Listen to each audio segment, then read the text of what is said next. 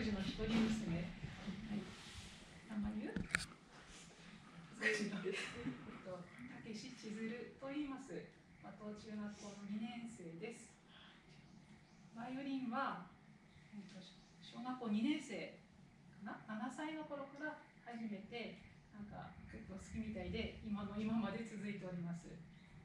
今日は皆さんに聴いていただきたいと思いまして、練習を重ねてきました。今日演奏する曲はわらび神、1曲目がわらび神です。2曲目が浜辺の歌、これからの季節に合うかと思い、選びました。